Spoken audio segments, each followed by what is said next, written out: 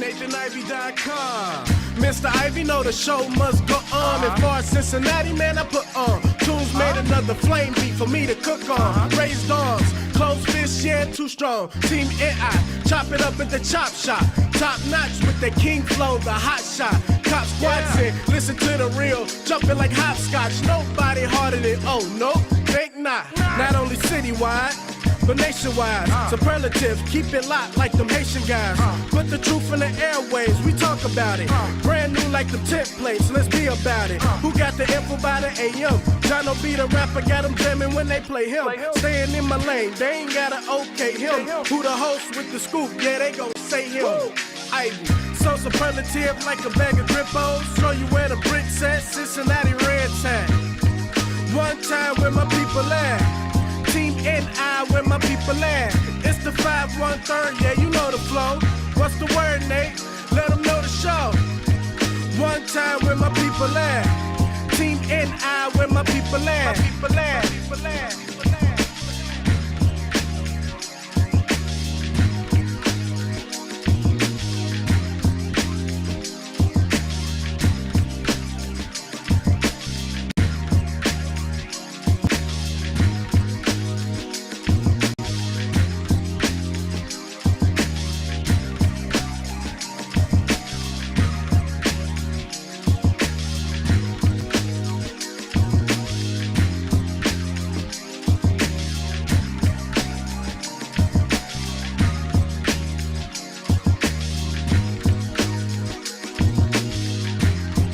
Hey, good morning, everybody. Welcome back. Good morning to you. Sorry about the late start. You've got me for about an hour. I got an hour's worth of flows for you I want to share with you. Primarily, I want to talk about Judge Kentanji Brown Jackson. I've been watching the hearing, and it is great theater. And I can sum it up. They can't touch her. They cannot touch her. And, you know, the people that are losing is the American public, because what we should have is a substantive conversation, right? Like these Supreme Court, and again, it's the same thing with the Democrats are there. Although personally, I tend to believe there's a bit more substance to it. But just looking at the line of questioning coming from these Republican senators, Cruz, Blackburn, Cornyn, Cotton, Tom Cotton, his question was like, who wrote these questions? A child?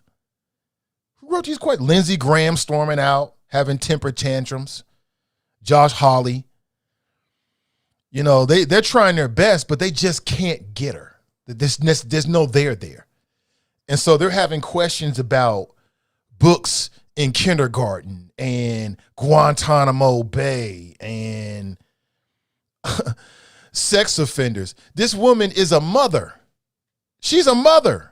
She's actually given birth to a human child, and they have the nerve to ask her as if the implication is if she's somehow sympathetic to child pornographers or those that have child pornography in their possession, because there is a difference. And I'm looking at this like, what? They don't have anything on her. They've got to say something because they got to play the game of politics, but they don't have anything on her. It's very, very clear. Because if they did, then we would hear it. And we don't hear it because they don't have it. They don't have it.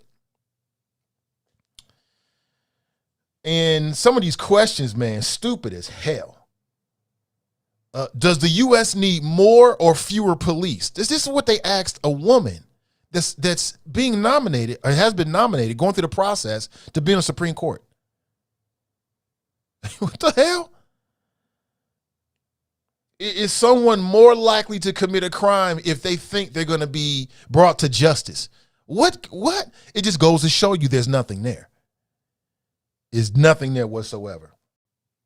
And I think she's been handling them. She's been handling it to them. I mean, you talk about slow balls. Underhand pitches. This is easy for her, I'm sure. And it's just all political theater. You know, they're going to use this to try to raise money and a rallying cry. They're hoping that she says just one thing wrong, and they can run with it and it can go through the conservative wire, and then conservative media can pick up on it and blah, blah, blah. And I'm like, they're sitting here questioning this woman about critical race theory. It's like she's married to a white dude.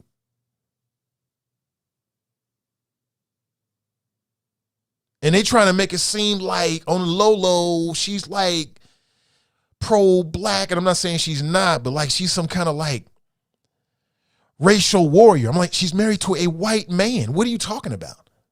They have nothing on her. They have nothing on her. She's going to sail through confirmation with the quicks, and she will be the first ever African-American female to be on the Supreme Court. They don't have anything there. There's nothing there whatsoever. And if this is their best, I mean, Ted Cruz is making a fool out of himself. Aha! That's what I'm saying. This is judicial overreach. This is judicial activism. Stop it. What's your judicial philosophy? She killed him with that response. Well, Senator, I don't have a philosophy. I have more of a methodology. Killed him. I'm trying to get to the heart of your judicial philosophy. Well, Senator, I don't have a judicial philosophy. I've got a methodology. Killed him. What are you going to say now? I've got a grandstand. Guantanamo Bay. I didn't know this, but did you know there's like, 29 people detained in Guantanamo Bay at a cost of $500 million a year? What? Why don't we put them motherfuckers in a supermax prison somewhere? $500 million bucks? It must be I don't even know, who are some of the like arch villain teams out there? I can't even remember off the top of the head. They must be super villains. $500 million? They must be mutant supervillains with superhuman powers. What in the hell? Man, the way we waste money in this country is amazing. It's pornographic, quite honestly. That's pornographic.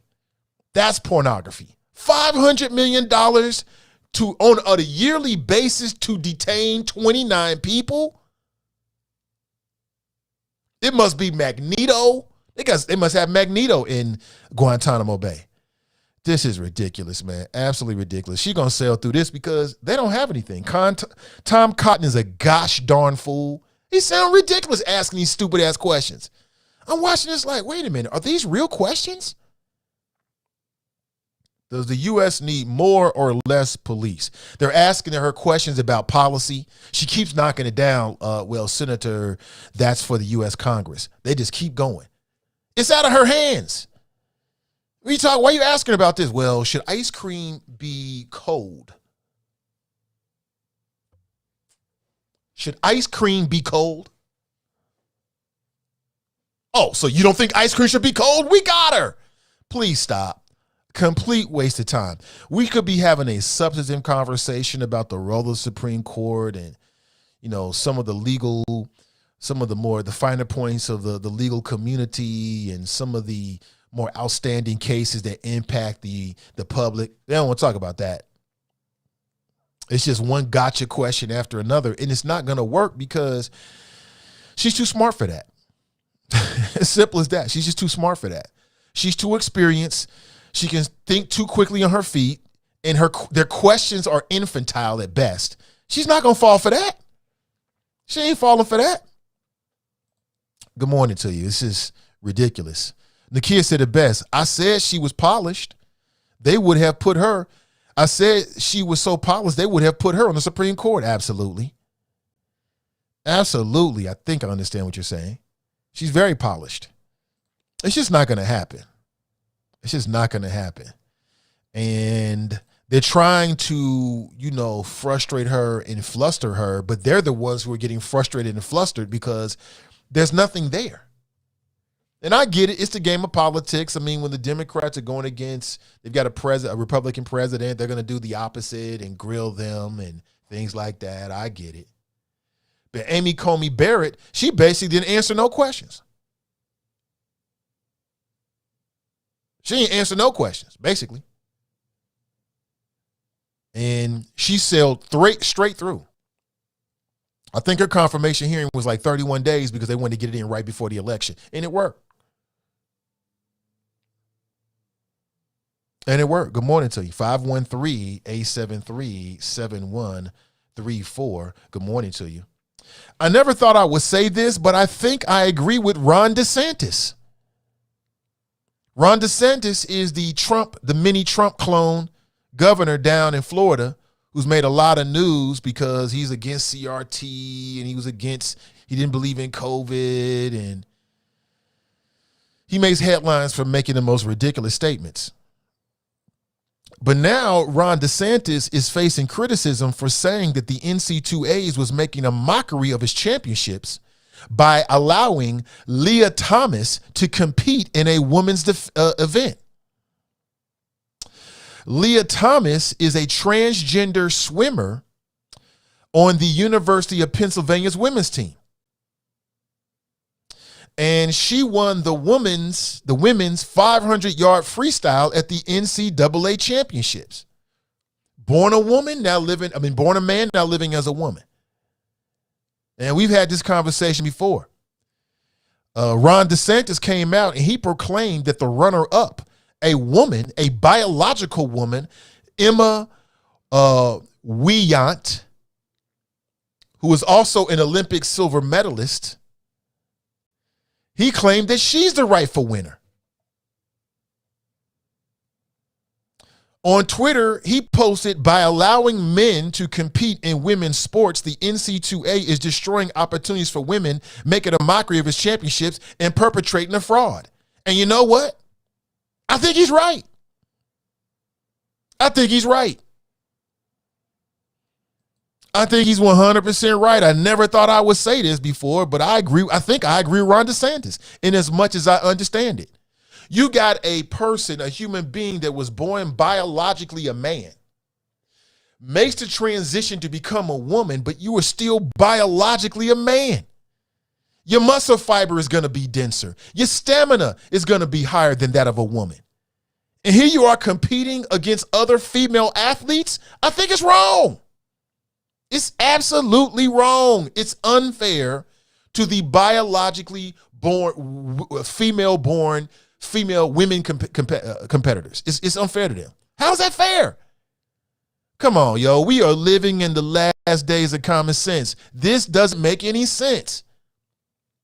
I 100% respect the right of anybody to change their sex. Cool. Born a woman, you're living as a man, then I will recognize you as a man. Born a man, you're living as a woman, then I will recognize you as a woman.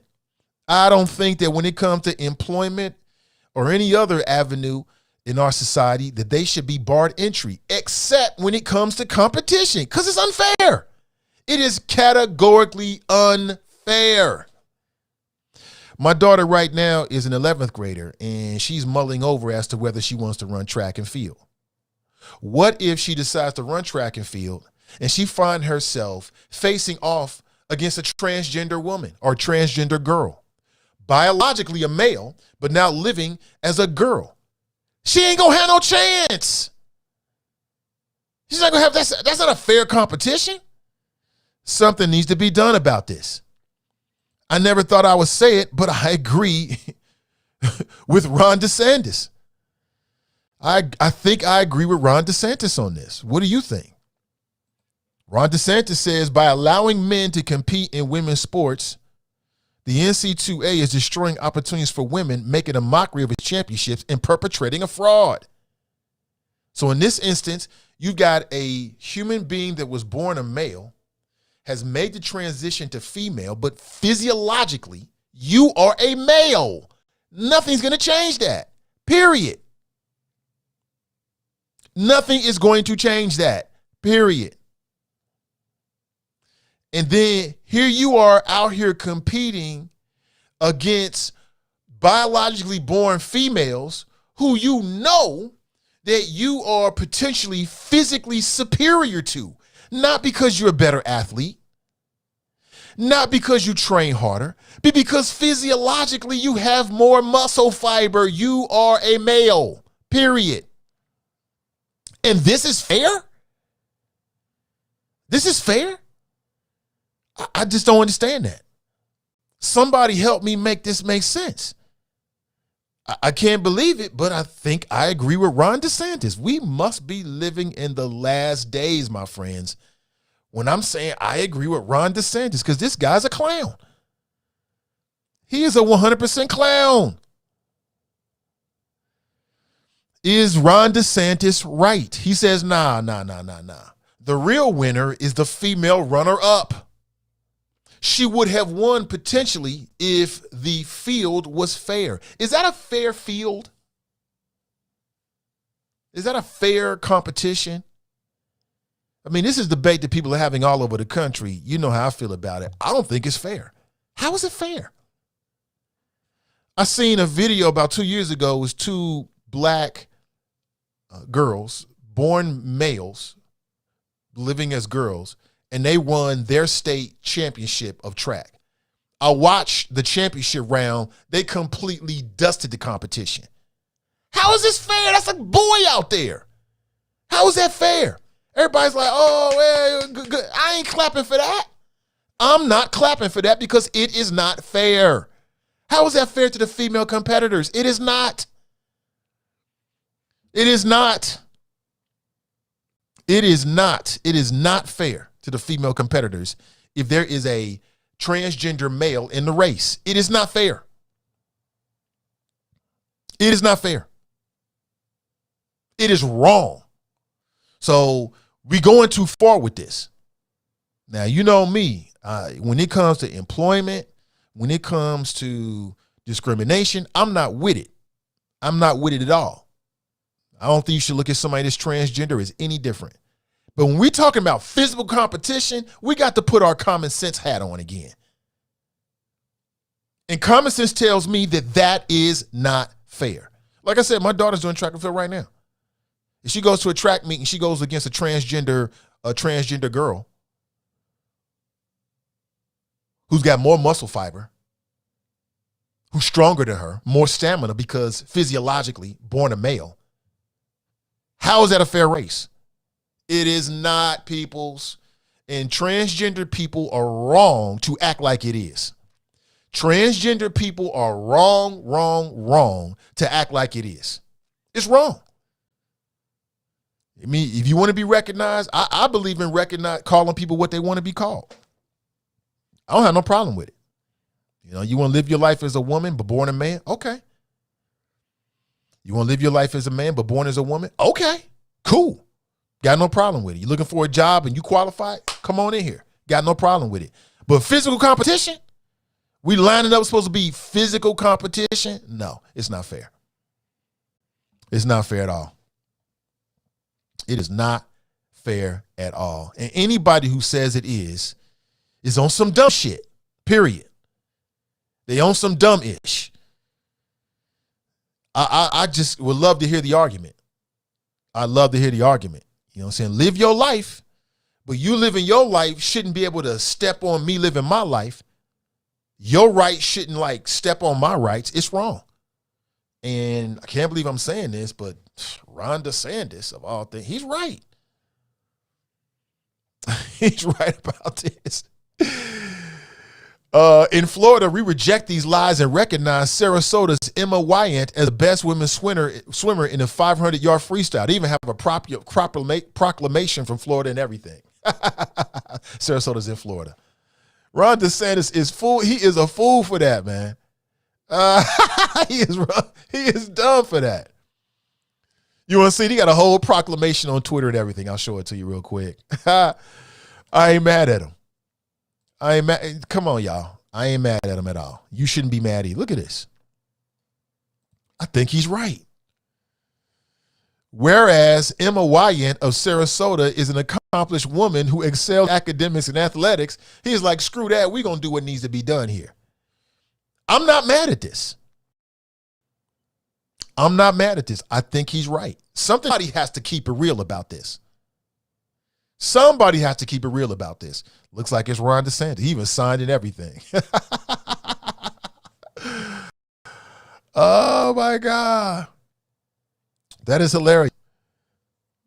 That is hilarious. I think he's right. But if you're just tuning in, I've been watching the judge Kentanji Brown Jackson, and sis is sharp. She's sharp. She ain't going for the banana in the tailpipe.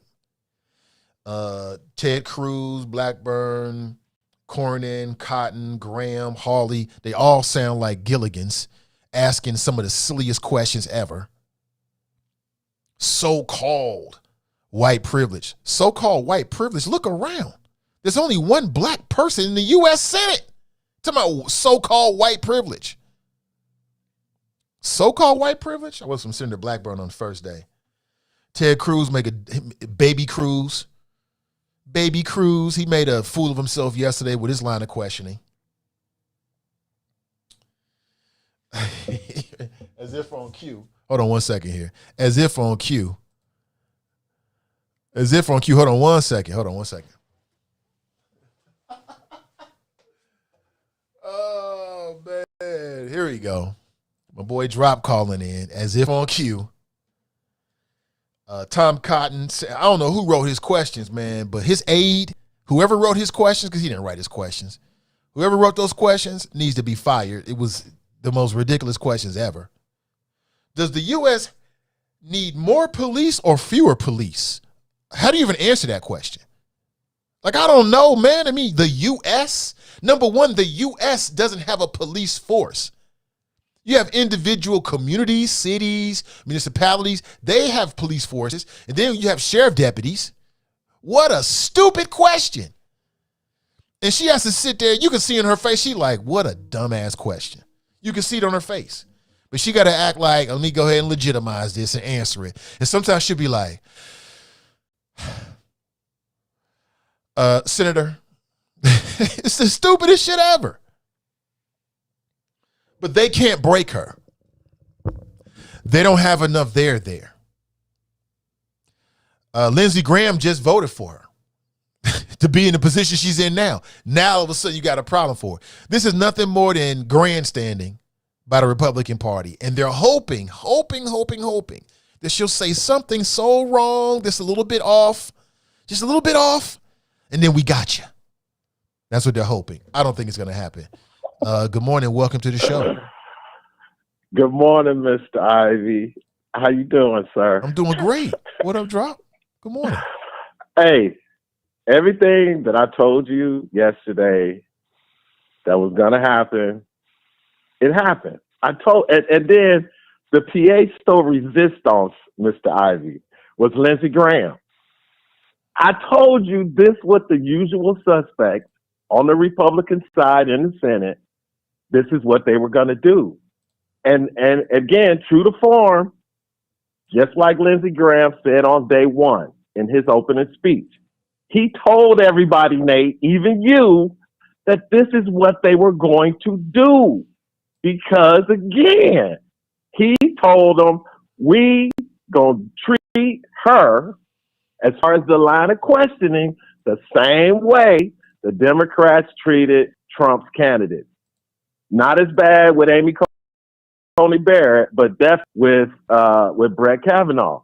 So all your fake outrage, Nate, listing all those Republicans, come on, bro. Come on, Nate. It's not becoming of you and the Nathan Ivey Show. I mean, I don't know where you headed with this. I told you this was going to happen. This is what the Democrats wanted to happen.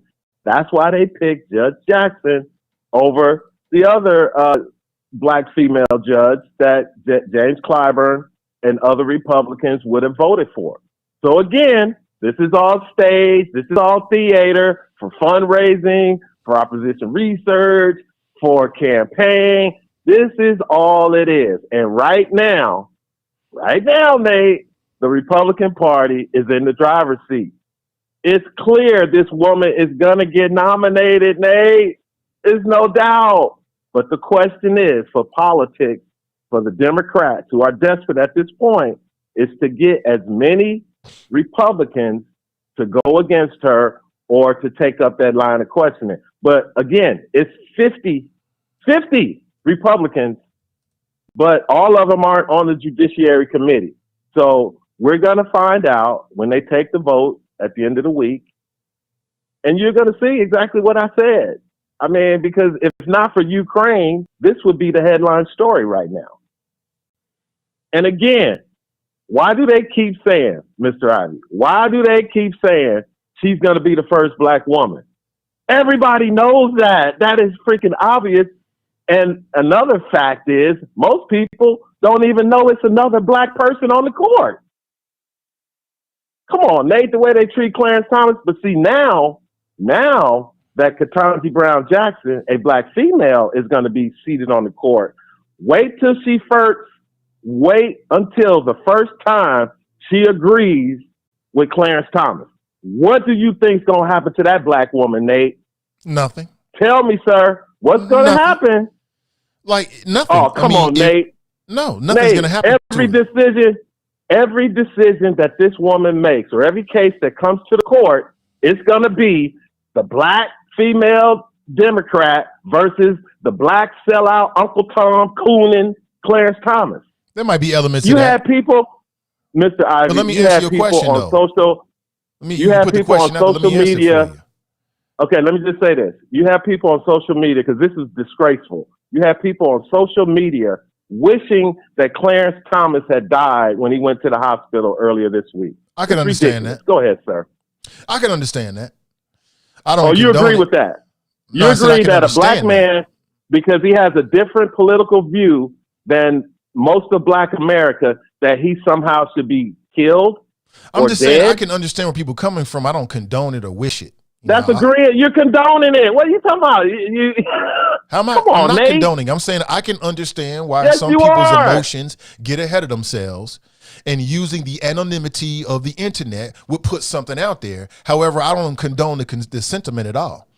Hope he has a speedy recovery. Discredit it. You should discredit it and say it's disgraceful and it's uncalled for. No, not that. I understand. I said as much as I'm going to say about it.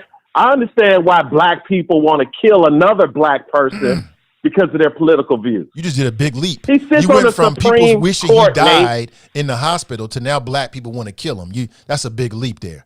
But can I answer something that you said earlier? Yes, sir. Okay, so you said earlier the first time she agrees with Clarence Thomas. You're right. There'll be an element of people, new black media. I told you so. That's going to be that. It's going to happen for sure. However, if she agrees with Clarence Thomas and it's legally sound, then people will accept it and move on.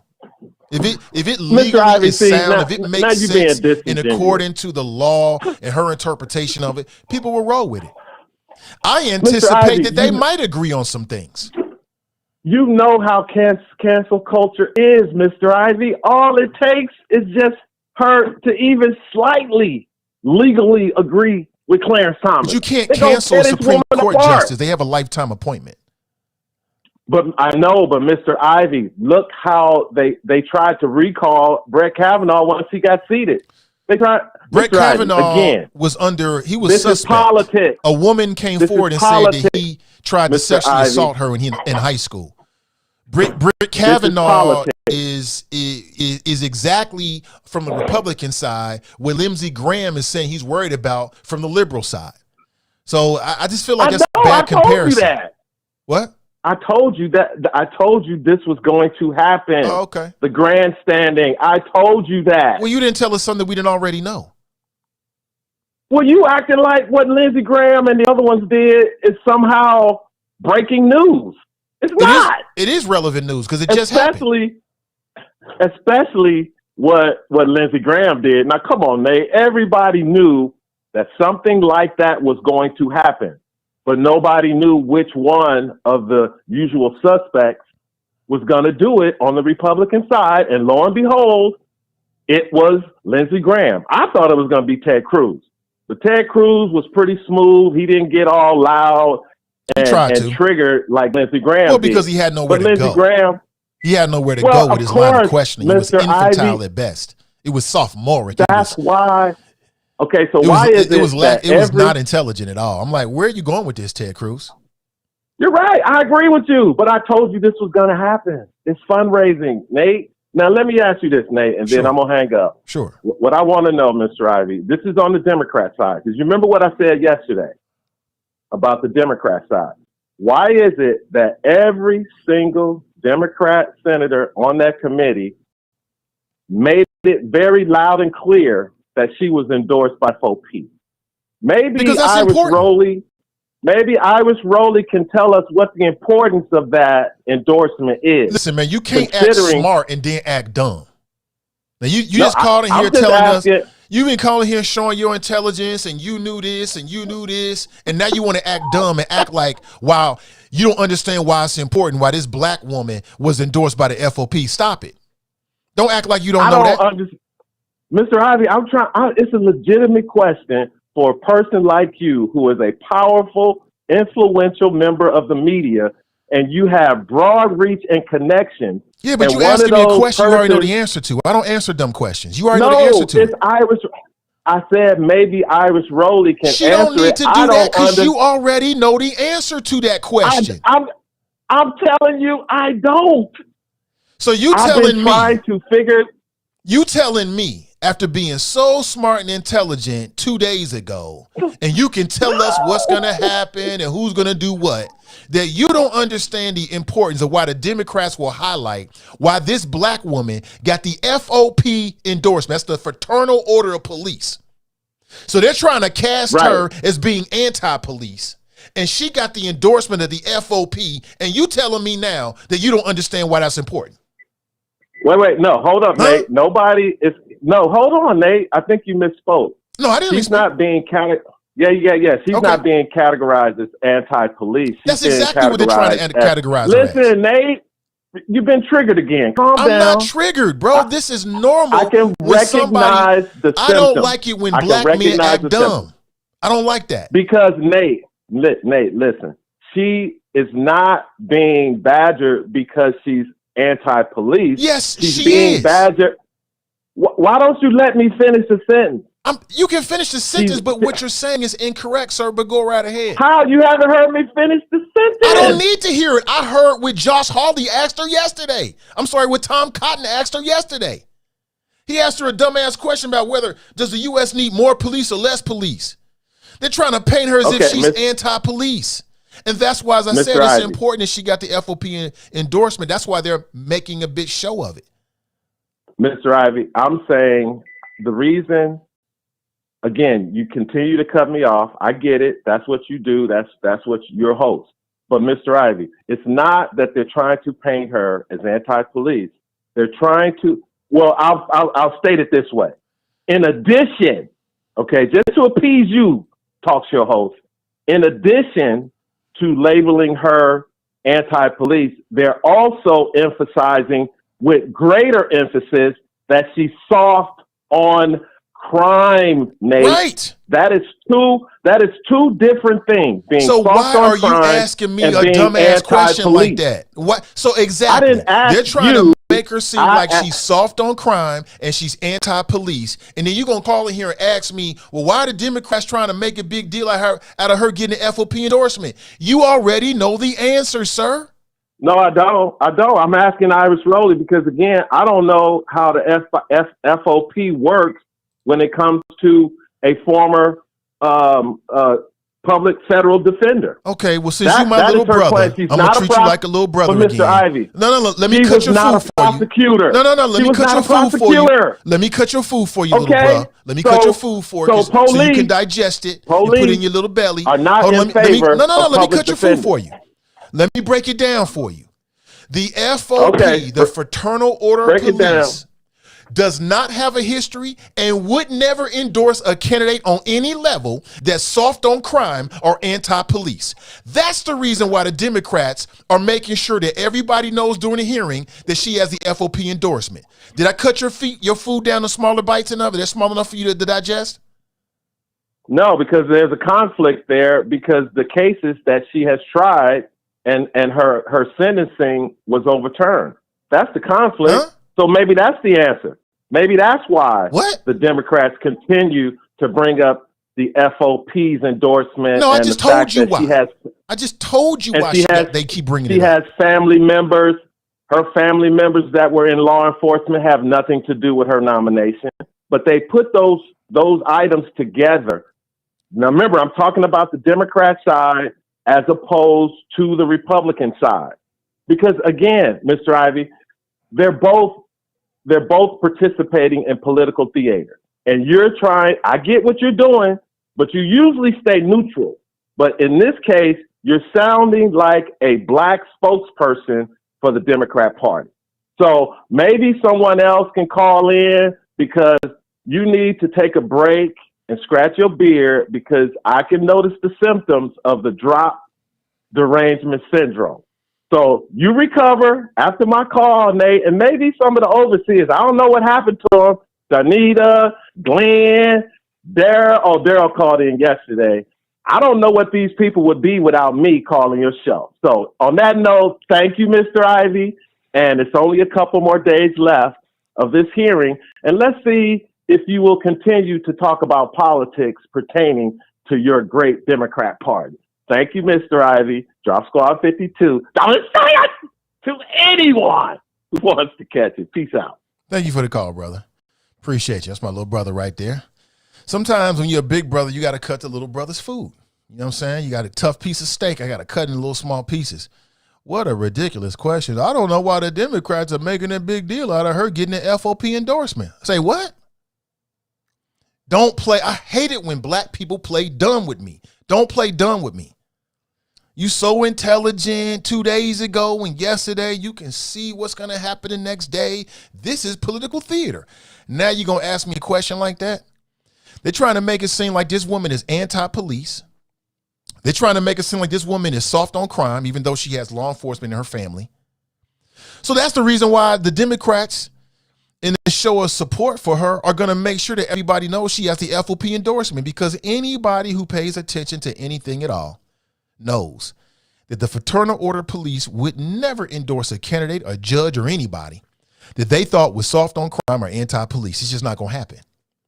It's just not going to happen.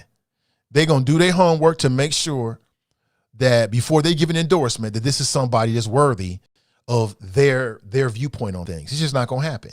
So while the Republican Party is trying to make her seem like she's anti-police and soft on crime, she got the FOP endorsement. Stop it, please. Stop it, Drop. I said, listen, this is the last honest place in America where nothing is funnier than the truth. Men are expected to be men, and sucker MCs get dealt with. You can't get that off here, man. Don't act dumb all of a sudden. I don't know why they do this. Huh? Have you not been paying attention? They're making it trying to seem like she racist, like she want to teach racist strategies and racist narratives to children.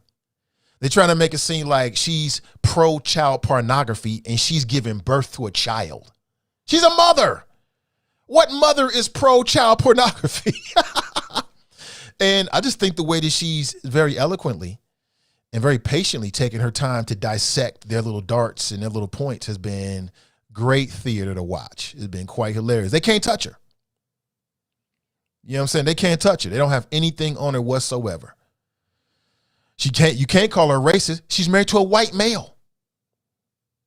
You can't say she's unqualified. She's more qualified than the last few people that's been put on the Supreme Court. You can't say she's anti-police because she had police in her family, and her record backs that up. So every time they try to bring up something, it just don't work. So now we're talking about Guantanamo Bay. Guantanamo Bay? Well, why were you the public defender for those evil people in Guantanamo Bay? Huh? Because in America, no matter who you are, you can get counsel to represent you. Don't matter how reprehensible you are. Don't matter how heinous your crime is. Don't matter how many people you killed. In America, you are afforded a legal defense. Somebody got to do it. That's why. So I just feel like it's ridiculous, quite honestly. And it's very interesting what they're saying, because the more they talk, the more I realize they don't have anything to say. But everybody's watching. They've got to do something. It's an opportunity, to score some points with the Republican Party, with the Fox News crowd, maybe score some points with donors, right? They got to run through this. But you can already tell that they're pretty much ready to tap out. They don't really have much more to say about the sister, quite honestly. They ain't got much more to say about it, because what are they going to say? What? Are you anti-police? Can't be anti-police because I got police in my family.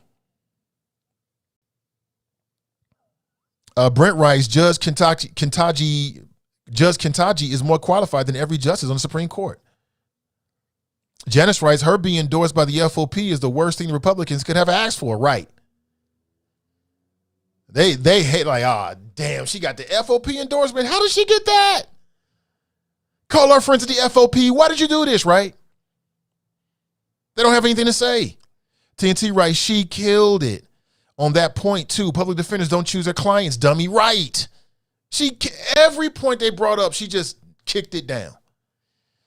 Like Snoop Dogg did in Baby Boy when he kicked down a little boy's fort. It's like, F your fort. Every time they try to build up a little argument, she just kicks it down with logic and facts. Every single time. And some of these people like Ted Cruz are lawyers. He's a lawyer. He's asking her questions that he already knows the answer to. He's asking her a question like it's a trap, and he knows that she's going to get out of it. So it's much less about a challenge of her record and more about, can she think on her feet? Can she do the dance rhetorically? And she seems to be very qualified to do the dance. So she's going to sail through this process. She's going to skate through this process real quick. And, we can argue about what kind of judge she's going to be or not, but they don't have anything on her whatsoever. They're talking about critical race theory. Critical race theory? Huh? Which, by the way, most people don't even talk about it in the way it should be. Like, what people say is critical race theory is not really critical race theory. They're just giving it that name because, it's kind of branded into the imaginations of their constituents, right? CRT is bad, right? I'll tell you one thing, man. These Republicans are so good. They are so good at coming up with slogans that move voters. They are so good at coming up with catchphrases. And that's because they pay these big-time Madison Avenue PR firms to do it. I mean, it's well documented. You can just research it for yourself, Google it if you doubt what I'm saying. They spend a lot of money with these Madison Avenue public relation firms to sit around and do studies and focus groups to figure out what phrases work, how should we word this, how should we word that. And that's why they keep coming up with these great phrases, because they spend the money for it. Tabitha writes, I hope she is home dancing like MC Hammer. Can't touch this, right? Can't touch this. Kamika writes, it's crazy how the GOP is painting her as far left radical. She could not be further from that. There were other far more progressive candidates on the short list. Right. But this is what they do. Anybody, it wouldn't matter who Joe Biden brought up or nominated. They were going to paint them as a far less radical because that's their favorite tune. That's their favorite tune. Far left radical, far left radical, far left. That's a far left radical. You notice how they do that from the national level? And that we've heard that from Republican candidates. Hell, they were saying that about AFTAB. They were saying that about Charmaine McGuffey. I mean, that's just what they do. And they do it because it works. It's like when the top three hits in the Republican circles, right? Political circles. Far left radical. Now, what does that mean? Means she's a far left radical. I don't even know what the hell that means. They don't even know what that means. Ron writes, Drop needs to get off his knees, stop topping off Republicans getting teabagged by the Tea Party and grow some marbles. I agree with that. Let's go to the phones. Good morning. Welcome to the show. Hey, what's up, Nate? Hey, Good what morning. up, Daryl? How you doing? I'm doing well, brother. Good morning, Chop Shot.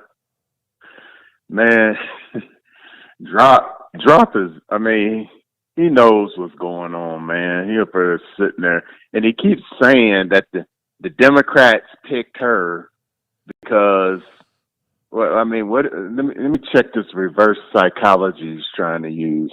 They picked her because they want to get race out in the venue and then use that to run on the midterms, right? Is that his theory? Something that like they're that. using Yeah, racial I think so. issues.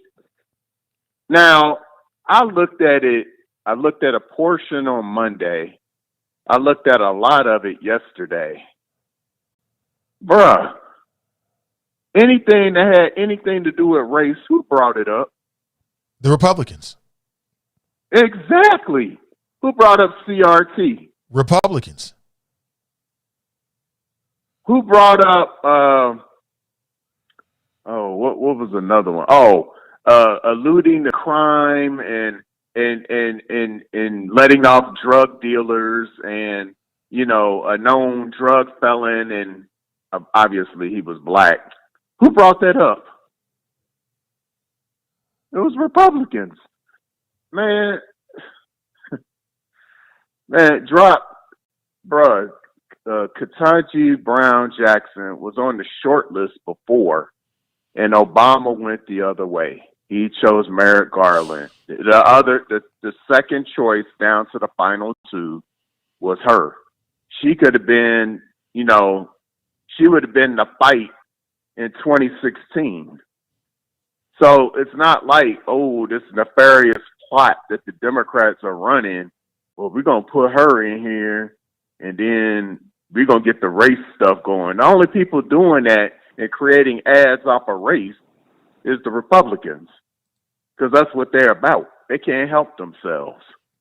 I mean, they the ones just creating that. I mean, did you watch it last night, like the last part of it? I may have. What part are you talking about? At nine around, I guess it was started back up at 9:30. I picked back up early this morning and started watching, so I'm not sure what time, what I saw and what time it was released. Did you see when Marsha Blackburn asked her? So I think she asked her to define what a woman is. She was looking at her like, and then she had the great comeback because I forgot how Marsha Blackburn asked it again, but then Judge Jackson came back and said, "I'm not a biologist." I'm like, what does it have to do with her judicial record? They're trying to set her up. Those are setup questions, right? They want her to answer a certain way, so the follow-up question is when the trap happens. Right, but she's batting that stuff down like she's in the Matrix, man. She sees that stuff coming. Right. I mean, I find it funny when you have somebody like Marsha Blackburn that, I mean, you asking her questions and you don't even have the intellectual bandwidth to even be in the room with this lady. And it goes back to this whole question that some of us, probably all of us in the chop shop, we all dealt with this some point in our careers where we get these questions that they speak to the credibility of our experience and professionalism and our credentials, as if we're not qualified. So let me ask these questions that had nothing to do with the job. I mean, I had a position as a product manager. I mean, but when I interviewed for the position, she asked me, what were your GMAT scores? Okay, GMAT has nothing to do with the job I was interviewing. GMAT scores are only good for 5 years. But you're asking me, what are your GMAT scores? How did you do on the GMAT? Is that relevant to the position? Now, I was a lot younger, but if I guess it probably won't happen, but if I got a question like that today, I mean, because sometimes in these interviews, when they ask questions like that, you're probably not going to get the job, and they just looking for a reason not to give it to you. So I took a piece of advice from a friend. When it goes like that and you know it and you're still in an interview, have fun with the interview and turn that shit around. Switch the tables. And then, come back at them like, how is that relevant to the job? And just be bold with it. How's that relevant to the job? And just go, just have them squirm.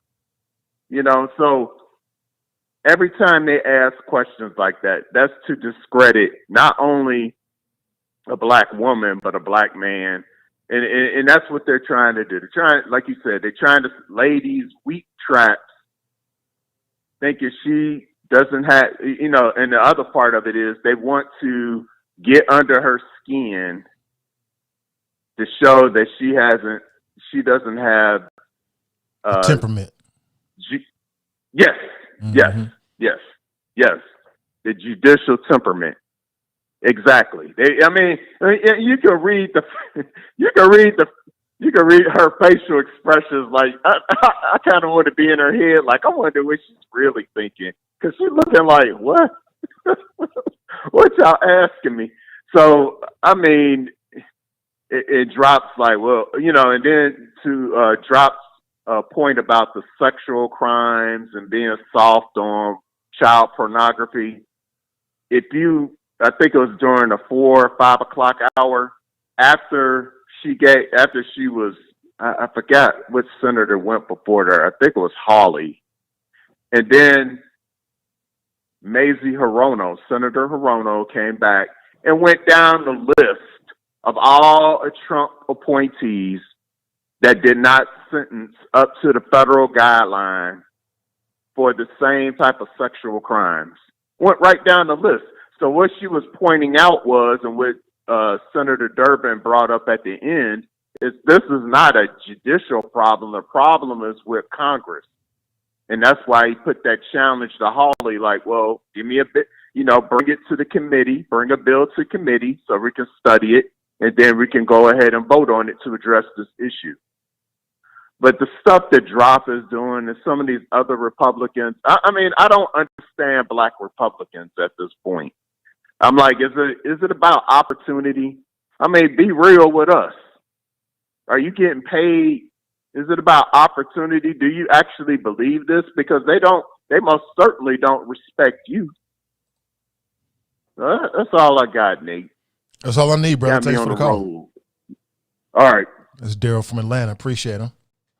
Let's see if we can get a little bit of a listen here. Check this out. Class citizens and parents want to have a Supreme Court justice who is committed to preserving parental autonomy and protecting our nation's children. So let's move on. I want to go to the child porn issue, and I know that we've discussed this today on several different times. What's troublesome to me is your consistent pattern of sentencing these predators below the sentences recommended by the government and the sentencing guidelines. And Senator Cruz, Senator Hawley have laid out some of these disparities. I know Senator Blumenthal mentioned the Kids Online Safety Act that he and I are working on. You have talked about how horrifying it was to get some of that information. As we have held these hearings, that too has been horrifying. We've had moms from all over the country call us and tell us their story of how these pedophiles, these child abusers, these pornographers are using technology. And that technology has really advanced. Yeah, I mean, this is some of the weakest line of questioning, but they're going to run with it because, trying to cast this mother, she's a mother, by the way. Like what black mother, what mother in general do you know that is pro-pornography? Child pornography? None. And that might play in some circles, but I think in the larger general public, it just makes the Republicans look bad. There's no there. There's nothing there. So what are you trying to say? Like, she's sympathetic to child pornographers? Why would she do that? Because she's a liberal judge. Get the hell out of here. But that's the same thing they're trying to do. Even locally, you got Joe Dieters, who's criticizing democratically elected county judges, blaming them for the crime rate. Oh, you letting people out on bail. You making it too easy for people to get out before they go to court. Huh? It's just amazing how these Republicans, man, like, they're all strict constructionists until it comes to certain issues. Then they want to tell you what to do. It's absolutely ridiculous. But like I said, they can't touch her. They can't touch her. From what I saw, she's going to smooth sail through this, and she'll be confirmed within about a month. And that'll be it. And we'll see if Biden gets another opportunity. I did not read that people were wishing death on Clarence Thomas. Apparently he was hospitalized, or he went to the hospital because he was having some health issues. I can see it, though. I understand it. People feel like Clarence Thomas is not a good Supreme Court justice, And then when you couple that with the anonymity of being online, where you can say what you want to say and there's no real repercussions, I'm not surprised people are saying that. I don't condone it. I came on the show on Monday, was like, you know what, hope he has a speedy recovery. You know what I'm saying? If he retires and Joe Biden gets a chance to put somebody in his position, that'll be a great day. That'll be a great day because we need more balance on the court. We don't have enough balance on the court right now. We need balance there. But let's go back to the phones. Good morning. Welcome to the show. Good morning, Conrad. What up, Black Russia? Been a minute. Been a minute. How you been, bro? Yeah, it has. Hey, man, I've been cool. Man. You know, I'm out here grinding. You know, it's election season. Okay, I heard that.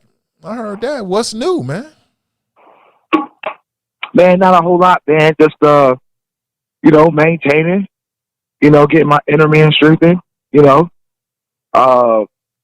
work, you know, trying to get candidates elected, you know, big election coming up in November. Do you want to tell us what candidates you're working with? I'll tell you in a minute. I won't tell you today, but I'm actually across the river. Across the in river? northern Kentucky. Yeah, you know, I'm getting regional now. You know. All right. You know, a prophet is without honor in his hometown. Okay, I hear you. All right, cool. But I'll give you the details once the election gets. We're about a couple weeks away. Well, it's May 17th over here. It's not May 3rd. Of course, Ohio's pushing they'll probably push theirs back because theirs is the 3rd. So, but yeah, as we get closer, sometime in late April, I'll disclose who I'm helping out in northern Kentucky. Some people already know, but you know, I'll make a public thing. You know, because I know a lot of people who listen don't necessarily vote northern Kentucky and Kenton County. I'll give you that much. It's a judicial race. A judicial race. Okay. All right. Yeah, but speaking of judicial races, I've been watching the hearings for Kentanji. Is it Jackson Brown? Yeah, Brown Jackson. Yeah, Brown Jackson. I'm sorry. Yeah. I don't want to screw that up. I do. She got two last names, right? So, but she'll get confirmed. I don't think it'll be a problem. And I'll tell you what, her answers have been super slick too. If you're really watching the interplay, the Republicans know they can't stop her. So they're, you know, they're basically fundraising off this. And so, you know, I'll tell you what, somebody brought her note up, and I forget who did that. And I thought that was weak. Brought her what up? Her note up. Like, so in law school, before you graduate, you got to write a note. Yeah, I think it was, I want to say it was Holly. It was Holly or Cotton. I can't remember. It was one of those two. It might have been Holly. Or did Graham bring it up? Yep. Okay. All right. It might have been Holly. But look, as far as the notes go, everybody got to write a note. And the note don't necessarily tell you, they don't tell you what your position is. What you're doing is you're trying to project about what the law is going to be. It's like a prediction.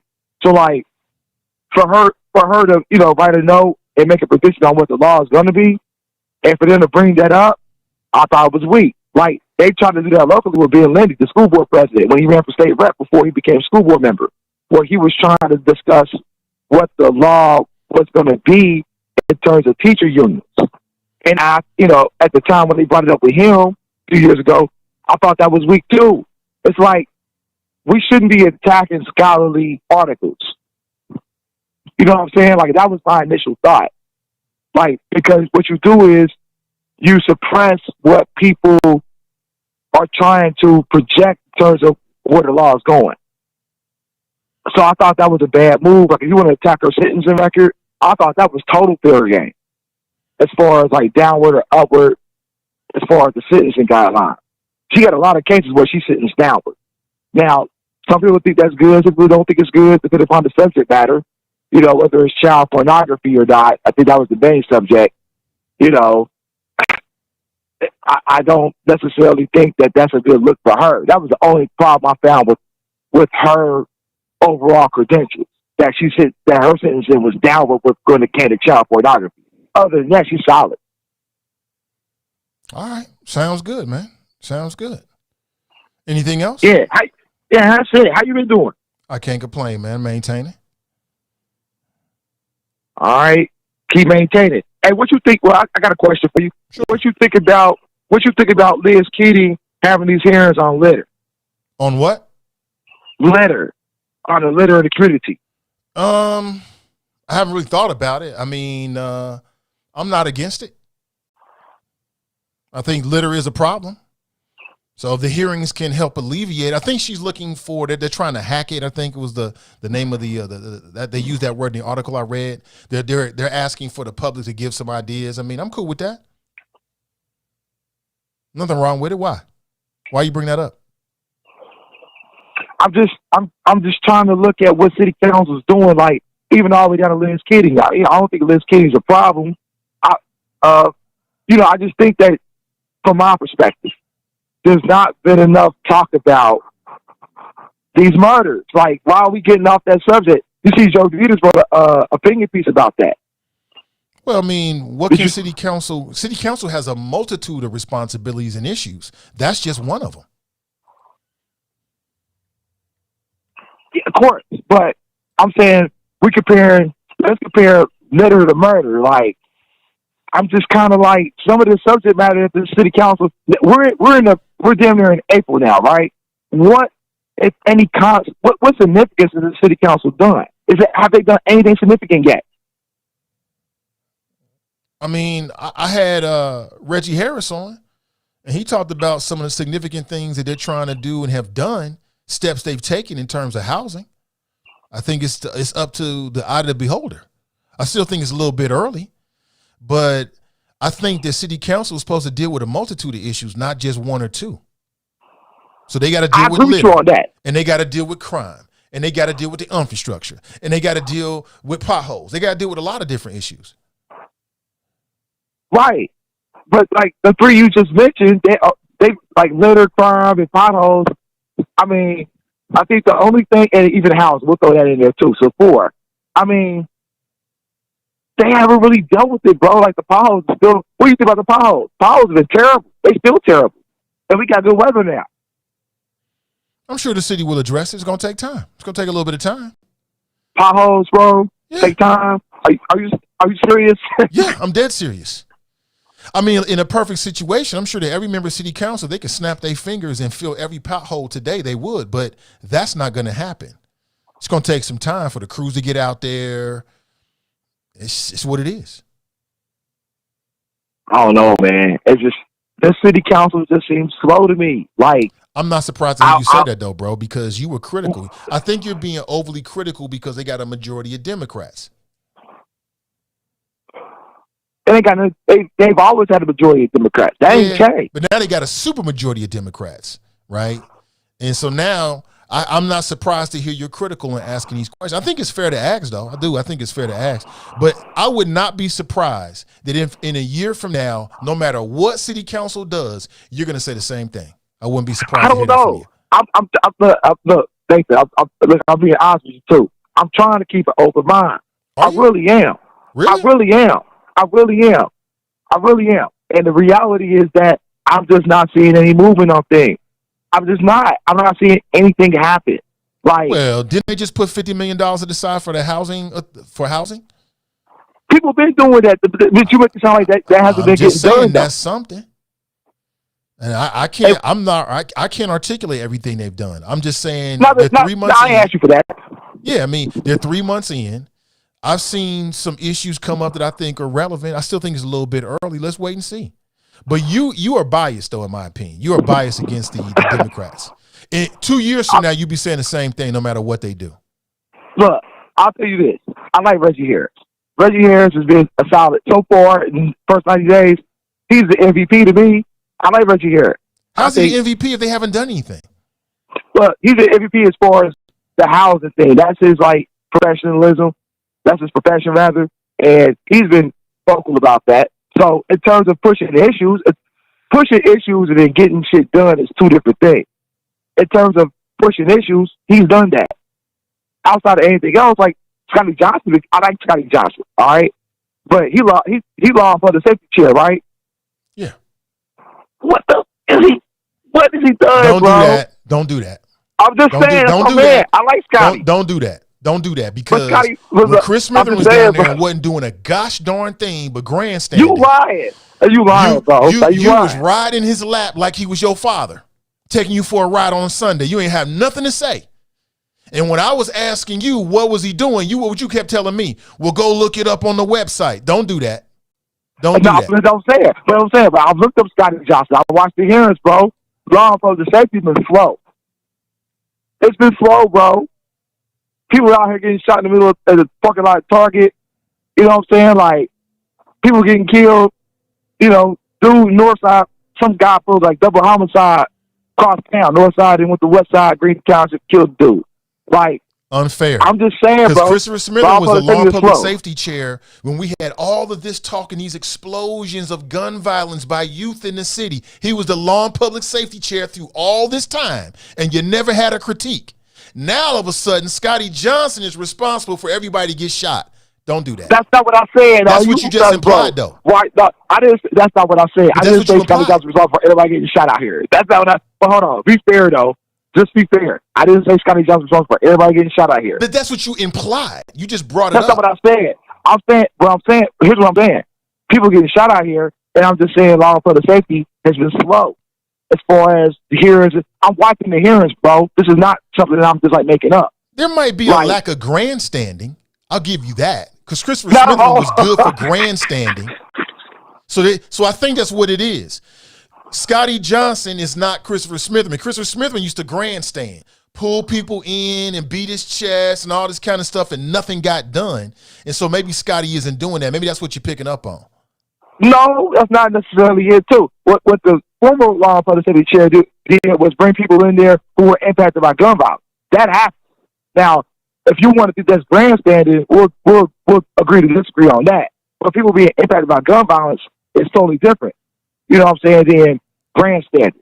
So what did Christopher Smithman do as a law and public safety chair that was such a big deal that you think that Scotty isn't doing?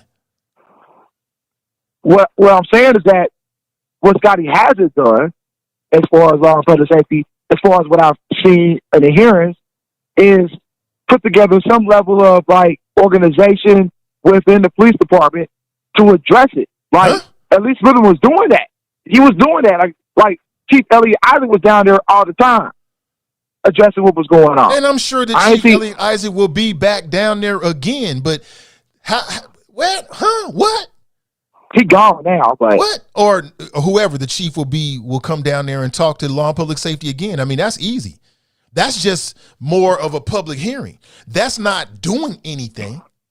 Public hearing is what it is, though. I mean, that's what you're supposed to have. So you're saying you want to see more public hearings. You want to see more victims down there. Again, I haven't watched any of the law and public safety on city council hearings, so I don't know. Why not? Why not? I haven't for whatever reason. I've been into other things, spending my time doing other things. But what I will do is, since I got you on tape saying this, I'm gonna reach out to Scotty. When he comes on the show, I'm gonna play your call for him, and then he can answer for himself. How about that? That's cool. Scotty listening right now. And like I said, Scotty is a cool dude. I like Scotty. I like him too. Right. So this is not personal, you know what I'm saying? But in terms of law and public safety, like, bruh, like, what's going on? You want more grandstanding. You want more theater. No, that's not. That's what you want, because that's all that really was theater. You want more grandstanding. You want more theater. You want him to beat his chest and talk about how black people don't work with police like Christopher Smithman used to do that. You want more of that, right? No, but we on the issue. Like, Iris Rowley got a job down there right now. You can bring her on and see what she's doing. I'm sure she will. I'm connected with Iris. I'm sure she will. When there's something to talk about, she already knows she got an open door policy. She can whenever she wants to. But see, and I've seen Iris in the media in terms of her position now. Like, all she's been doing is talking about sob stories about, people just gotta, it's terrible, and like, that's not doing nothing either. Like, they hired you to do a job, figure this shit out, right? Like, this is what I'm saying, bro. Like, you talking about grandstanding? I'll fit grandstanding. You get a job down there, and all you're gonna do is tell sob stories. Like, that's not your job. Who are you talking about now? Your job is to figure this shit out. Who are you talking about now? I'm talking about Iris now. Okay, so what's your issue with Iris? That she got hired to do a job, to figure this shit out. I have to have confidence in her. Cool. Figure this shit out. Yeah, I don't think anybody. I don't think there's anybody in the world more qualified for that position than she is. But what I'm saying, but she ain't playing her position though. She ain't figuring this shit out. She got hired to figure out the gun violence within the black community. That's her job. That's not what she got hired to do. Again, that's not what I understand she got hired to do. That's what I've been reading. That's what I've been reading. I don't know. That's not what I understand. And maybe you got a better understanding than I do, but to my understanding, that's not what she was hired to do. But whatever she was hired to do, I'm sure this sister's going to handle her business. Well, that's your bias, though. But I'm saying, but that's not my bias. That's not my bias. That's my observation. You don't even know what you're supposed to do down there. That's not my bias. That's my observation of what I've seen her do. But you ain't. But what I'm saying is that you don't know what the job she's supposed to do, though. You don't understand what she's supposed to be doing down here. Well, now we get into the weeds, and I don't want to misspeak about this, but I believe it's about the coordination of the collaborative into the city government and making sure those things are working the way they're supposed to. And as I understand it, that's the job that she was involved in helping to create. Now, they had a brother from out of town who did that job at first. He didn't really stand up to the job. That's why I said I don't think there's anybody in the world more qualified to do that job than she is at this time in this city. So I'm wrong about that. I'll go back and double check, but I think I'm right about that. I think her job entails more than that. I'm not saying that you're wrong. I'm saying that I think her job entails more than that. Whatever the case may be, she's only been on the job, what, a month? Bro, like you put in time frames and stuff. I'm talking about when people get jobs, they're supposed to do the job immediately. Like when you start a job day one, are you supposed to be doing the job day one? Yeah, I mean, I'm sure she is doing the job day one, but that doesn't mean you're going to see the results on day two. It don't mean you're going to see the results on day two. Yeah, the job starts on day one. If you're looking to see the results, meaningful results on day two, I mean, I'm glad you think so highly of Iris, but I think that's a lot to ask for anybody. It's not that I think highly of her. I just expect people to do their work. Or you get hired to do a job, I expect people to do their job. What makes you think she's not doing her job? See, now you're biased. I know you got this thing with Iris. I know you got this thing with Iris, and your bias is coming out, bro, once again, and that's fine. You can have your opinion, but I think, in my attitude about everybody is let's wait and see. Let's give them a little bit of time in these positions, no matter what the position is, so they can figure out how to do the job, how to make moves, and then we can assess what the impact is going to really be, or what the impact is. City council only got 2 years. All right. So so with that being the case, now that they're on the clock for 2 years, I expect results, bro, quickly. Because other than that, like, I mean, FTAP got 4, but the council got 2. That's what I'm calling, like, to put pressure on these folks, like, bro. Yeah, but that's why I told you 2-year terms was not a good idea. And you was all 2-year term. I told you they need 4-year terms in order to work on projects long term. I don't think that 2 years is enough because in a year, they're back on campaigning. So now we go back to the overall structure of city council members in general, and you was on the opposite end of that. You was pro-set 2 years. I'm okay with that. Well, you did say that. And I'm okay with 2 years because you know what? 2 years puts pressure on these folks. That's why I was all for it. They need pressure, bro. Pressure busts pipes. Yeah, it busts pipes, but does it give you, but is that really what they need? Do they really need time to come up with and incubate these ideas and then shepherd them all the way through? I think they need time. We'll see what happens though. So again, with Scotty, now what's the issue with Scotty again? So I might just call him this morning and see he's available. Maybe he can give us a call this morning. So what's the issue with Scotty again? Look, first, all right, look, I want to make it clear. I don't have issues with Scotty. Okay. I have issues with law and public safety not moving. They're not, to me, in the first 90 days. We'll say first 90 days because everybody who's elected projects in terms like the first 100 days, whatever like that. We're down there in the 90 days at the end of this month. Now, you do know that Scotty Johnson's a long-time Cincinnati police officer, right? In the city. Of course, I know. Okay. I just want to make sure you know whole resume. You're trying to make it seem like the brother don't care, and he don't have no idea. But he was in the streets for as long as you and I were adults. You know what I'm saying? Dealing with crime firsthand, right? So he definitely is going to have a different perspective than his predecessor. So you're saying, number one, it's not moving fast enough. And what are the other issues? Because I'm going to ask him. Look, you can ask Scotty this, all right? As far as law and public safety, what's the overall crime plan that he's coming up with? Because I haven't seen it yet. Like I haven't seen the chief. They have a new chief down there now. I think Teresa, I forget her name, it's a female now. Yeah. Like, I haven't seen her in law and public safety discussing what her plan is for homicide. I haven't seen it yet. Well, her plan is the plan that was already in place. How do you know that? How do you know that? Well, what else could it be? She's the But, interim. bro, exactly. It could be nothing, bro. That's what I'm saying. She's the interim at this point. So? Wasn't Chief Elliot Isaac just at Law and Public Safety early this year? Did a whole big old slideshow we talked about. He was just down there 2 months ago, 3 months ago. He's out the door, bro. And? He's out the door. So Okay. what's her plan? So you want to see the chief of police down there more. Okay, chief. I want to see the chief of police down there more than I have in the first 90 days. This new chief. We're not talking about Isaac. Isaac's leaving. Okay. And what's her overall crime plan? And what's his?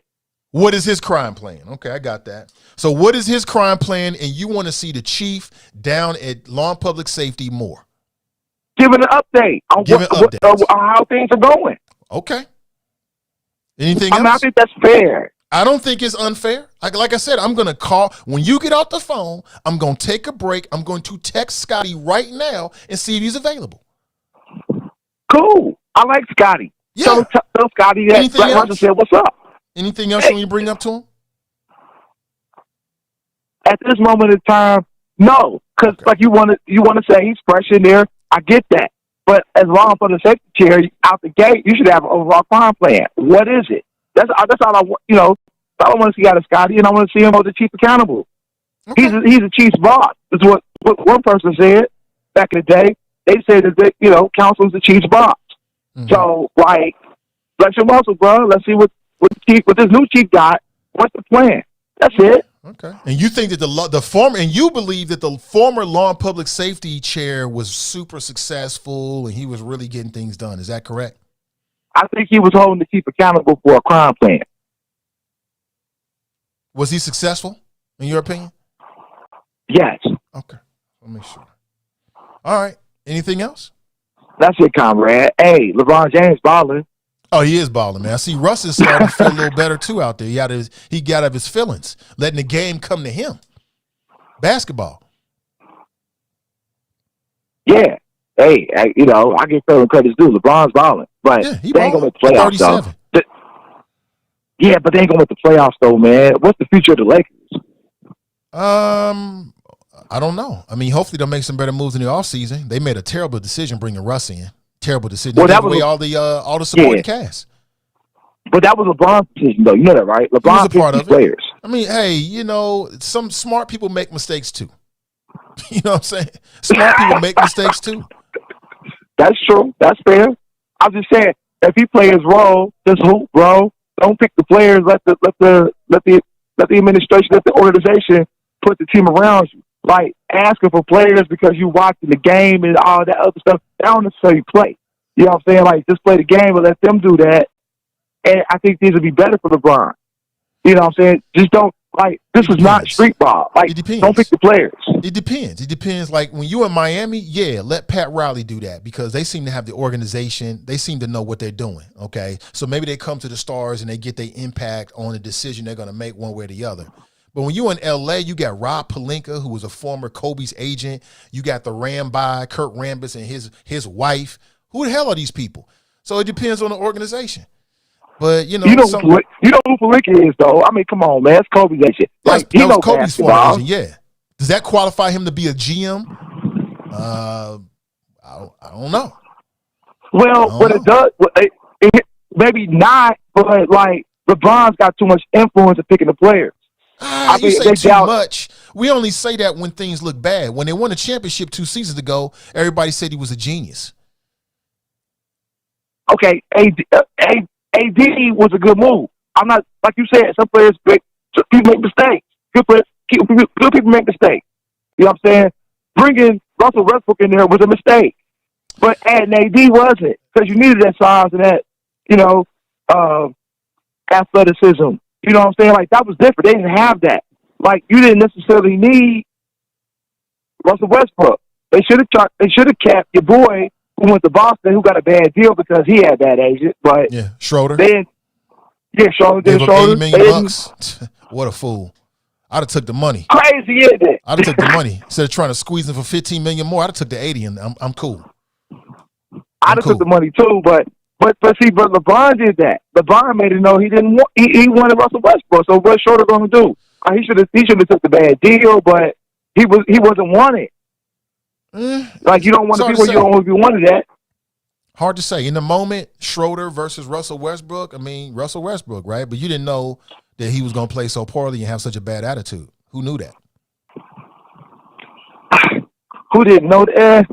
I mean, Russell overall got a bad attitude anyway. He could ball, but yeah, his play's been terrible. But that's enough basketball, Conrad. We watched the 216, but yeah, see if Scotty wanted to talk about it overall crime playing with in terms of the cheat. That'd be good talk. All right, I'll reach out to him now. All right, Conrad. All right, take it easy. That's Black Russia, everybody. That's Fadanya. That's Black Russia talking that ish. So the former law and public safety chair was the man, huh? Okay. Well, let me take a quick break. I'm a man of my word. I'm going to reach out to Scotty right now. I don't know what he's got going on. I would imagine he's very busy. We'll see if he's got a couple minutes for us. If not, maybe I can set something up for later in the week. Don't go anywhere. I'll be right back.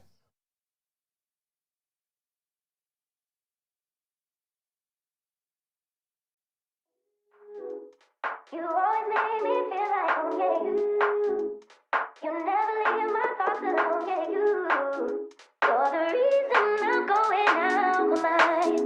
I just can't stop thinking about you. Take it away, feeling too good to me. Chilling all day, all in your space is where I wanna be. Here in this room, what did you do? I just can't get enough.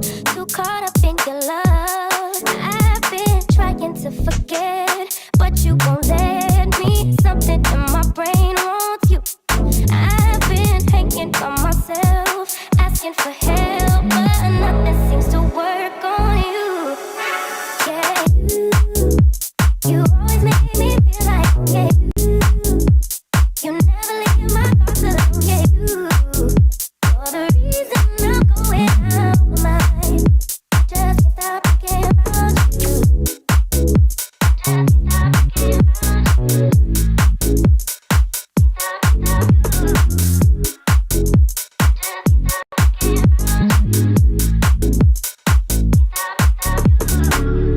All that I crave when you're away, nights are sleepless. Do we need space? Yeah, maybe you're brave, boy, you're my weakness. Give and we take, the love that we make, it's my favorite drug. Too caught up in your love. I've been trying to forget, but you won't let me. Something in my brain wants you. I've been hanging by myself, asking for help, but nothing seems to work on you. Yeah, you always make me feel like home, yeah, you never leave my thoughts alone, yeah, you're the reason I'm going out my mind. I just yeah, you always make me feel like home, yeah, you never leave my thoughts alone, yeah, you're the reason I'm going out my mind. I just can't stop thinking about you.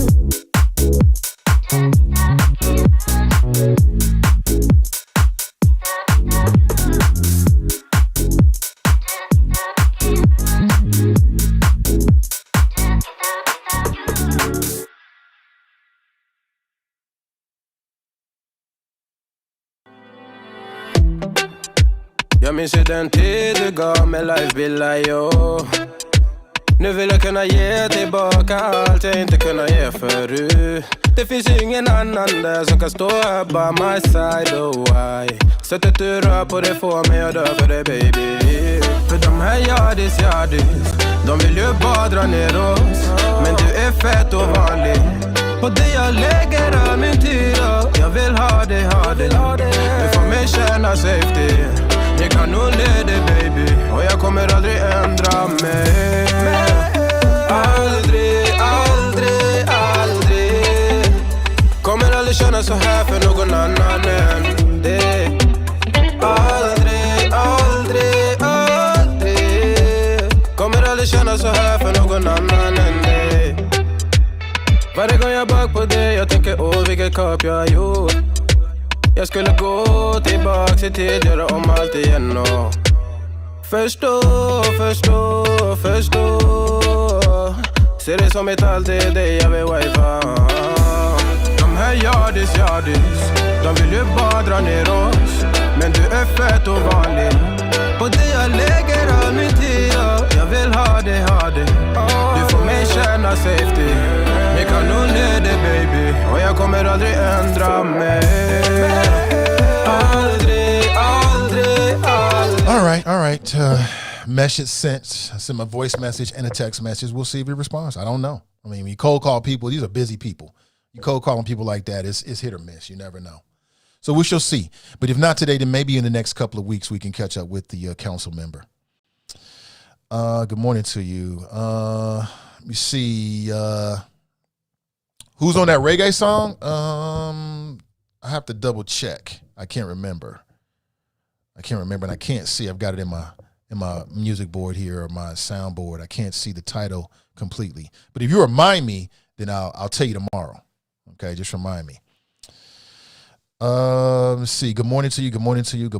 Yeah, I mean, I don't know. I think it's fair. I think any critique of city council is fair right now. Other than, to say they haven't done anything, it depends. It's the eye of the beholder. Is it too early? We 3 months in, a 2-year term. What is that, 20% of it? Am I wrong about that, 15%, something like that? I don't think it's unfair to ever question a public official after they've gotten some time as to what they've been doing. I don't think it's ever fair. But I thought that some of the critiques from Black Russia were a little bit biased, but that's just my opinion. We can agree to disagree. It wasn't Sean Paul. No, it's not Sean Paul. Who was it? I can't even see it, actually, because in my soundboard, it doesn't give me I can't see the whole title. So just remind me tomorrow and I'll tell you. You must really like that, huh? Okay. It's just a song. Good morning to you. Let me see here. Let me back up here. In the mortal words of Cam Newton, hindsight is 50-50. Is it? Hindsight is 50-50. See, Sissy Tigers writes, way to be petty, Nathan. Was I being petty? Was I being petty? I don't remember. Brent writes, Nate asks Black USSR, what is the future of the soft middle? I would ask him directly, but he still has me blocked. There is no more soft middle. They again, them brothers don't even talk no more. I mean, they're like, it's not good. I'm not happy about it, you know what I'm saying? But, that's them. I ain't trying to get in the middle of it. That's between them. TC writes, good morning. Good morning. Tiff writes, please answer the other caller in this one. Black women in politics. Yeah, he was going after Sister Iris. Again, I can't remember the title of the job, but when I found out about it, I didn't think who's better qualified than do it than her. I mean, she made the damn job. I mean, as I understand it, I just can't remember what it was off the top of my head, though. I can't think of it. I'll say what I said for the fourth time. I can't think of anybody better to do it than her. So I think the city's in good hands with her in that position, per that position. That's just me. That's just me. Nakir writes, you suck. You need to stop trying to tear these people down. They do good work. Yeah, I mean, at this point, I remain the same way I did before. I'm taking a wait and see. Let's wait and see what they do. Let's wait and see what they produce. There's been a couple things here. I'm like, huh? What? No soda pop on local restaurant menus? I mean, come on, bigger issues than that. Or this density ordinance? No. But, to say they're not doing anything, I think that you're not really paying attention. And I'm not here to tell you I'm watching every city council meeting because I am not. You know what I'm saying? But I don't think that's fair. Let's wait and see. Let's give them a little bit more time. And then let's judge them very harshly if that's what the case is. We'll find out. Brent writes, Black Russia attacking black women again? Just par for the course. Yes, he loves to do that.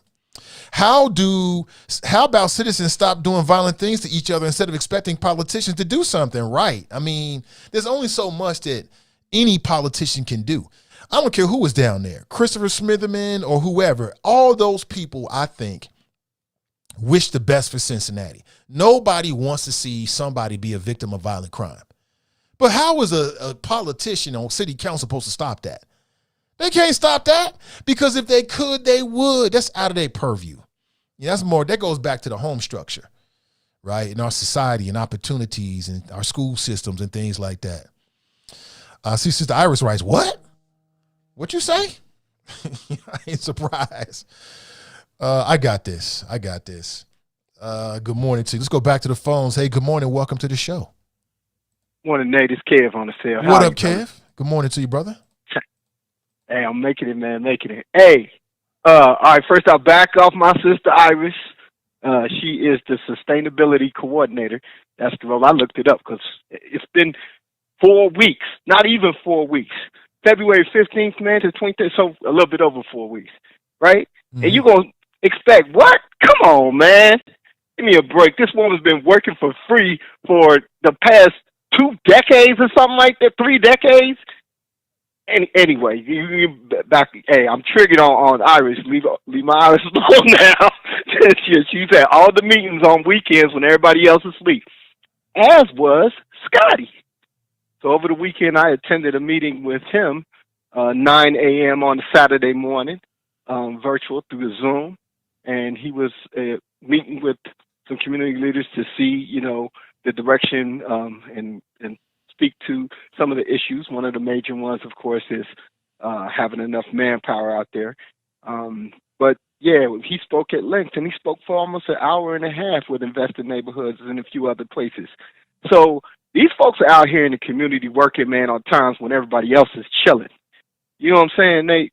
Like, you're giving grief to people that just got in their roles, right? I understand high expectations, only 2 years to do it, blah, blah, blah, this, and that. But come on, man. We don't expect the same thing of the other folks. I don't hear anybody out there clamoring against the other people. And we all know what I mean by the other people, right? You don't hear nothing about that. Oh, Mayor Cranley, you're going to reduce childhood poverty in 19 million years? We'll expect that. Whatever you do is good enough. Come on, man. Come on. The folks out here that really are working hard for us, and a lot of times at no financial comeuppance for them. They're not increasing their income by doing what they're doing just because they're doing it out of the goodness of their own heart to help us have a better life out here. I'm not even talking about the people getting paid for it. I'm talking about the people that aren't getting paid for it. We're holding them to a higher standard than we hold the people that we give checks to. And that doesn't make sense. And expecting anybody to have some, grounds, it is like, I don't even know, like the 160th day or something like that of the year. It's time out for all the silliness, man. We got to, I call pause on all the stupid things that people, not even 160, more like 120. You know what I'm saying? I call time out on all the silliness that people are doing. We don't have time for that. You want the people that support you. You need to support the people that support you. And so I'm a little triggered, bro. I don't know if you could tell. Boy, you put me on one, man. Put me on one. But Nate, all we got to do to stop the violence in the community is change the history of man. I mean, you should be able to do that in 3 months, right? Right. Right. From Cain and Abel to today. You know what I'm saying? But that's okay. That's okay. Jan Michelle, Lemon Kearney, and Scotty Johnson can knock it out in about 120 days, Sam. Be blessed, bro. And take it easy. Yeah, the other thing where I think Black Russia was wrong, and thanks to Gamble to say, I appreciate the call. The other way that he was wrong, or I think unfair, is how you going to judge Scotty, who just got in the job, first time ever elected, to what Christopher Smithen was doing, who had been there for 11 years. I mean, I don't care if you new in the job, it's going to take you a while to figure out the job, who's, what's what, who is my ally, who can I count on, it's going to take you a minute. I don't care who you are. It's going to take you a minute to figure these things out. So how do we judge the new public law and public safety chair, who's a brand new elected official, by what the former was doing. And he had been down there for 11 years. 11 years. So at the end of the day, Christopher Smitherman knew who was who, what was what to do, how to play the media, who to call. He had figured out his lane. So I'm just saying, let's let these people figure out their lane. It's going to take you a while, as it would in any job. You get a brand new CEO, you the leader, right? It's going to take them a minute to figure out the job. Who's who? What's what? Okay, what's my lane? Where should I go? Who should I call? How do I do this? How do I do that? It's just, come on, this is just human being shit. I don't care who you are. You new on a job, it's going to take you a little bit of time to figure out the job. It's just going to take you. And if there was somebody before you, you got to figure out, and in some cases, untangle their mess before you get to ground level so you can start building your own thing. That's just human being shit now, man. That's just being human. Black, white, Democrat, Republican, I don't care who it is. It's going to take you a minute. So that's why I'm just taking this wait and see approach. Let's wait and see. Let's let them figure out, get their legs underneath them, so to speak. You know what I'm saying? Before they start balling. That's it. You know what I'm saying? You could be a great baller, but if you ain't been on the court for like a year or two, it's going to take you a minute before you get back to your game, your apex game, because you got to get your legs underneath you. You know what I'm saying? When Anthony Davis comes back, he been balling for years, but he ain't been balling in a while. It's going to take him a while to get his stamina up before he gets back to, his game. So I look at it the same way. I'm just going to take a wait and see approach. Okay. Good morning to you. I went a little bit longer than I anticipated. I thought I'd just be here for an hour. And we've been talking about Judge Kentanji Brown Jackson. They can't touch her. Long story, they can't touch her. They can't touch her. And then we also talked about the fact that I actually agree with Ron DeSantis. He's the governor of Florida, and he recently refused to accept the victory of Leah Thomas. Leah Thomas was born a man, has made the transition into a woman, and is an athlete, an NCAA athlete. Leah Thomas just won. She's a swimmer from the University of Pennsylvania, just won the women's 500-yard freestyle. So that's a stamina. That's a stamina thing. And so Leah Thomas, she came in first, but is physiologically a man. And Ron DeSantis is like, wait a minute. So he declared the runner-up the winner. Had a whole proclamation from his office and everything. And some might not agree with it, but I think he's right. We got to do something about this. That is not fair. It is not fair to have a man or a male physically competing in a woman's sport. Now, I think the transgender individuals should be protected because you see a lot of transgender black women that's turning up dead. I think it's wrong. I'm not for discrimination, but this ain't discrimination. This is actually unfair to the biologically born female contestants. And it's the only time I've ever agreed with Ron DeSantis. I got to share it. It's the only time I've ever agreed with him. Can't believe it. I know, right? The world is coming to an end, but I think he's right. I think he's right. I just don't get it. And why would you even want to compete against a woman and you physiologically are a man? I don't even get that. Like, what do you get out of it? What did you really win? And I'm not to say that there's some female athletes out there, man, they'll run circles around you because they are highly tuned physical athletes. They take it seriously. They do that. You know what I'm saying? I had a cousin who played college ball. She used to play at over in Avondale. Not at Avondale. She used to play over there in LeBlanc. Is that LeBlanc? I think it is. She used to play over there in Walnut Hills at the court, over there by where the Kroger used to be, on asphalt, serving dudes, serving them. But when push come to shove, she physically couldn't really compete with those guys. If they wanted to get physical with her, she just didn't have the muscle. She had the skill, though. I mean, she was crossing dudes, dropping them. I used to be like, wow, this is my cousin. She was crazy with it. And, I mean, there's some female athletes out there that is just world class. Man, they'll dog walk you. However, if you take a male, female, world-class athlete and you pit them against a female world-class athlete, just physiologically, you know, they just got more muscle fiber. This is going to be faster and stronger. That's to no fault of the woman, the female athlete. It's just the way it is. I don't understand it. Some people say that transgender athletes need to have their own league. Then I don't know the legal maneuverings, all of this stuff and everything. I don't know, but I just think it's unfair. Like I said, my daughter right now she's mulling over whether she wants to run track. Matter of fact, she's going to track practice today. I'm going to pick her up after track practice. I'm on the fence about it because this is her 11th grade year. I want to focus on the academics because college is going to be looking at 9 through 11, right? That's just daddy. We'll see what happens. I know what I want to happen. We'll see what happens. We're supposed to have a family conversation about it later today. But what if my daughter decides to run track? We let her run track. And she goes up against a transgender girl, born a boy, but a girl competing in girl sports. I'm going to feel some kind of way about that. It's just not fair. And I don't know. Something had to be done about it. I'll just leave it like that. Maybe we'll bring this up. I know this has been talked about and will continue to be talked about because it's a hot button issue and it's relevant and it's happening right now, especially when it comes to sports and high school sports in particular. But it just ain't fair.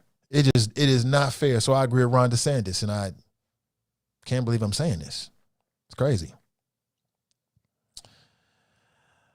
Diana writes, hey, what's up, Donnie? She writes, if council, the mayor, and the police chief can't help reduce crime, then what the F are they there for? That's literally part of their job. I agree with you. They're supposed to address the issues. I agree with you. I think we all get that. Oh, we got to catch up for sure. Kruther writes, love me some Kev. Oh, for sure. For sure. I love everybody. Darlene writes, Grand Risings, OTR. Shaba writes, if you want a better effing life out here, I suggest you start investing in crypto. I am Shaba. Get Kung Fu Mike. Is Kung Fu Mike still around? Roy writes, Christopher Smith wasn't good for Cincinnati. Dude, that's a big statement right there. Whew. I don't know. I had to really think about that, to be fair, before I give an opinion about it. Was he good for Cincinnati? I had to think about that another day. We'll have time to talk about it because he's running against Stephanie Dumas for Hamilton County Commissioner. So his record as city council person will be front and center. I'm sure we'll have a lot of conversation about it. And I haven't yet reached out to him, but I do plan on reaching out to the brother to see if he'll come on the show. We'll see. I don't know. Hopefully he does. I'd love to have a conversation. Roy writes, Christopher Smitherman was not good for Cincinnati and definitely would not be good as a county commissioner. I think I've shared my opinion about it, but that's just my opinion. Listen, family, thank you so much for being here. I really appreciate you. Please share this. The show still has legs. A lot of your friends on Facebook haven't seen it. Please share it there and in Facebook groups. I appreciate you.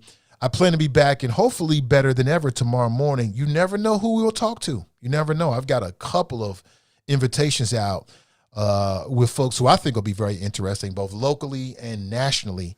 I think you'll really get into it, but no confirmations as yet, so we'll see. So have an excellent rest of your day. Remember our motto, winners focus on winning, losers focus on winners. So stay focused and stay winning, and we'll talk real soon. Until next time, I'm out.